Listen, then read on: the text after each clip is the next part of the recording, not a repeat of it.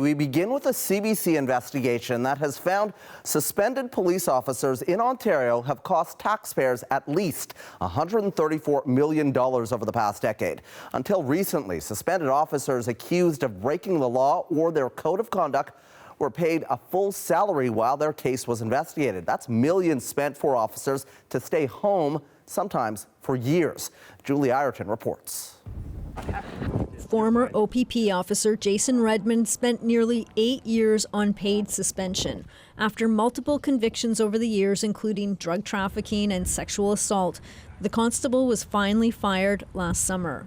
By then, he had already taken home more than $1.2 million in pay. Details of this Brockville case triggered public outrage.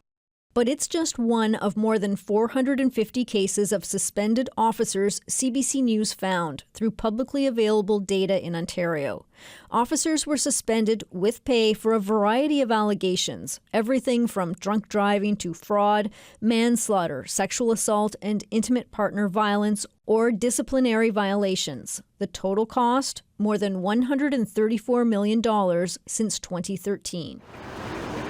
The longest, most costly suspension is OPP Detective Sergeant James Christie. He's a former police union executive, suspended for 9 years and counting. Christie has been paid more than $1.5 million to stay home from work. Most police officers are working professionally and doing their jobs properly, but we see these cases, and these are the cases that really, anger people and piss people off.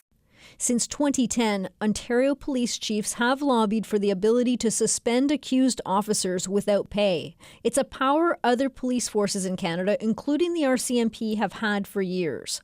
Our legislation will, if passed, provide transparency and clarity to police officers.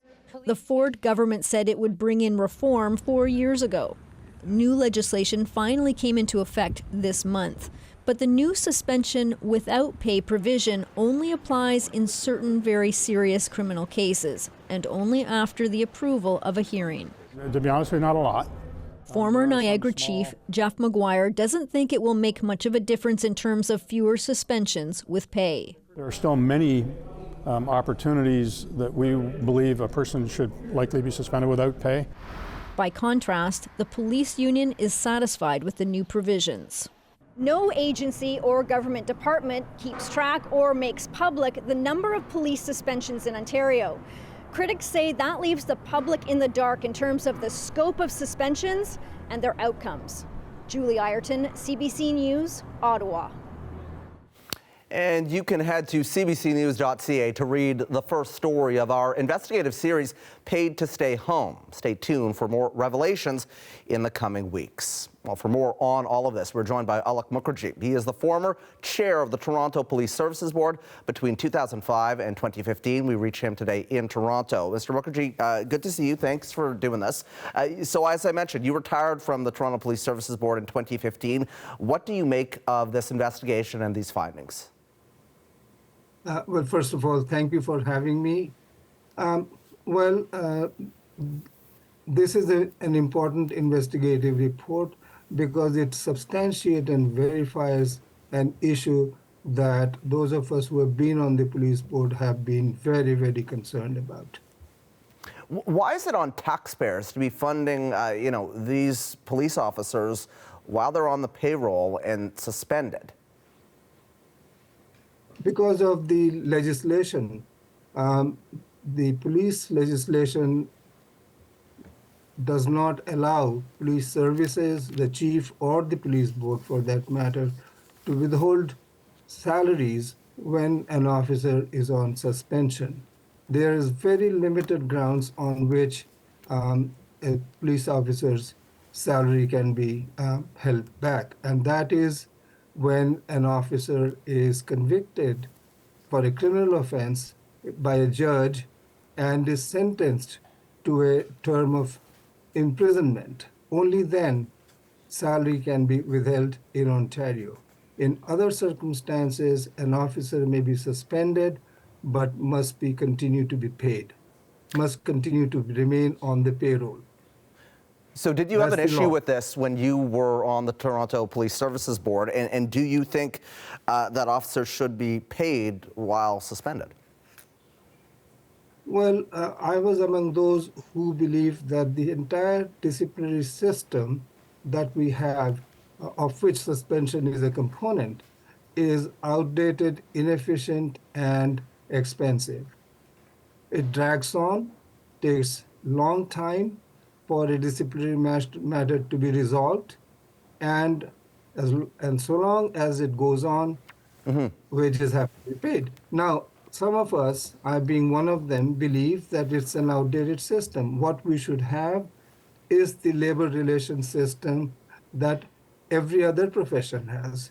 The chief, as the chief executive, ought to be able to suspend a person, including in certain circumstances, terminate the person, and they should have access to the usual grievance and arbitration process. That we don't have in the world of policing.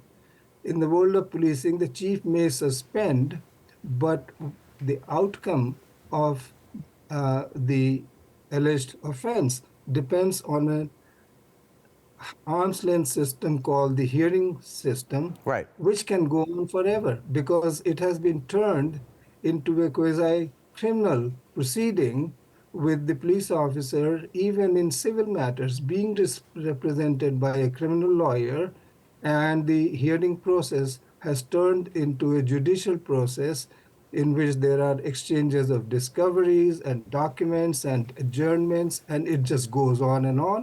And the longer it goes on, the longer the officer remains on the payroll. So tell me what changes you really feel are necessary immediately to modernize the system.